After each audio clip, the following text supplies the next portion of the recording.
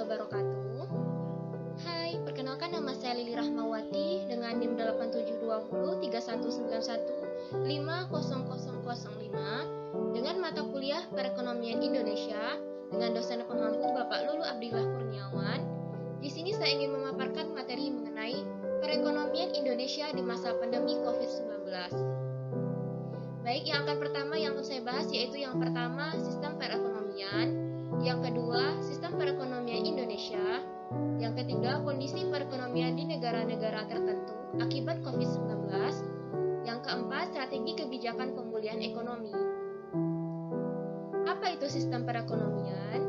Sistem perekonomian adalah sistem yang digunakan oleh suatu negara untuk mengatur dan mengalokasikan sumber daya, jasa, dan barang yang dimilikinya, baik kepada individu maupun organisasi di negara tertentu. Sistem perekonomian Indonesia yang diterapkan adalah sistem perekonomian Pancasila. Maka, secara normatif, Pancasila dan Undang-Undang 1945 adalah landasan ideal sistem perekonomian di Indonesia. Karakteristik dari sistem perekonomian Indonesia itu sendiri adalah yang pertama, kegiatan ekonomi merupakan kegiatan bersama atau gotong royong dengan mengedepankan hubungan kekeluargaan. Yang kedua, cabang-cabang produksi yang bersifat strategis dan merupakan hajat hidup orang banyak dikuasai oleh negara. Yang ketiga, alasan pemerintah menguasai produksi barang-barang strategis baik yang ada di tanah air Indonesia adalah semata-mata untuk kemakmuran rakyat. Yang keempat, Indonesia menggunakan sistem ekonomi campuran, disebut juga dengan sistem ekonomi Pancasila.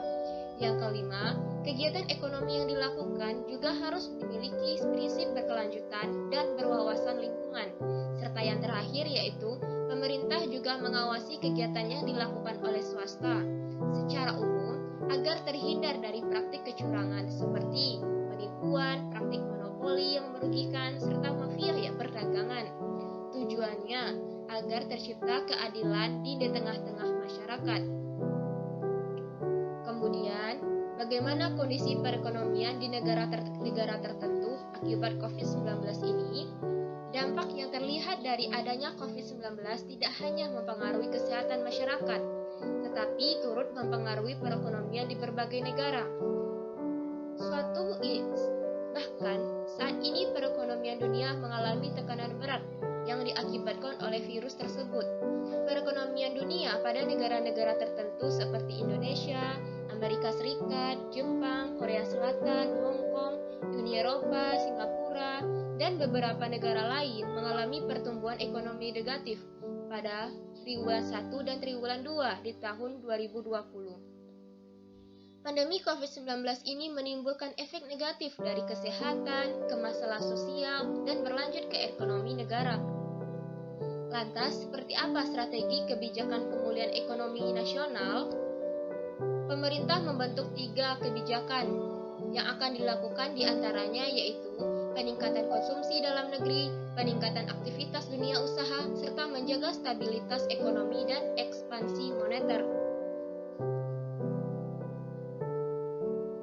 Salah satu penggerak nasional, ekonomi nasional adalah konsumsi dalam negeri. Semakin banyak konsumsi, maka ekonomi akan mengalami kenaikan. Konsumsi memiliki peranan penting terkait daya beli masyarakat. Oleh sebab itu, pemerintah telah mengalokasikan anggaran sebesar 172,1 triliun untuk mendorong konsumsi atau kemampuan daya beli masyarakat yang disalurkan melalui bantuan langsung tunai, kartu prakerja, pembebasan listrik, dan bantuan-bantuan lainnya. Pemerintah juga berusaha menggerakkan dunia usaha melalui pemberian insentif atau stimulus kepada UMKM dan korporasi. Pemerintah juga melakukan penundaan asuransi dan subsidi bunga kredit perbankan, subsidi bunga dan melalui kredit usaha rakyat dan ultramikro.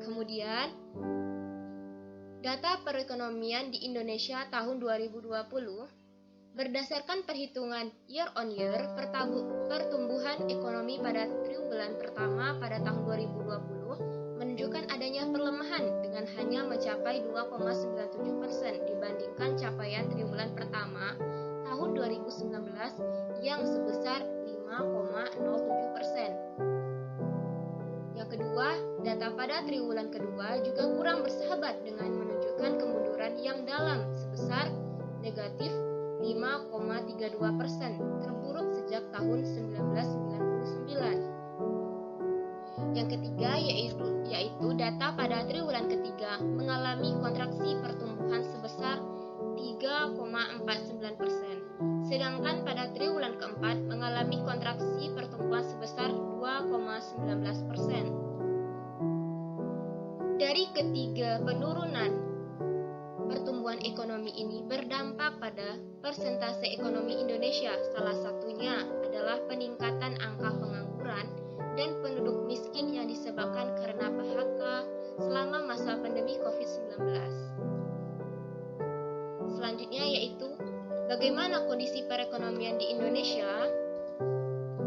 Dengan adanya kebijakan PSBB untuk mencegah penyebaran COVID-19 menyebabkan terbatasnya mobilitas dan aktivitas masyarakat yang berdampak pada penurunan permintaan domestik.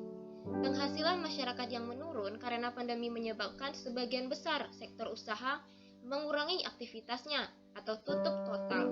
Angka pengangguran pun meningkat.